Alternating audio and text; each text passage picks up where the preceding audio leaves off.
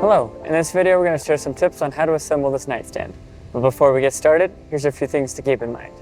Make sure you have a Phillips head screwdriver and a hammer, and just make sure all the pieces are facing the right way as you're putting it together, and you'll do great. So let's get into it.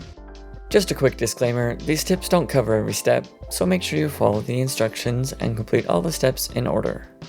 On steps 7 through 9, when we're assembling the legs, we just want to make sure of a couple things. We want to make sure that we have the unfinished edges all facing up on these pieces, and then just make sure the corner joints are flush, and then we'll be good to go. In step 17, we'll be putting in the drawers, so we'll go ahead and show you how to do that. You just need the drawers and the 4 dowels. And for this, what you're going to do is you're just going to slide the drawers in, and then you just want to push the drawer in far enough that this hole in the drawer goes past the dowel on the outside, and then we can insert the dowels from the inside like this.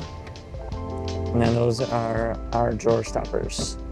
And then the same thing on the bottom drawer. We'll just slide in the drawer past the first dowel, and then insert the dowels in here.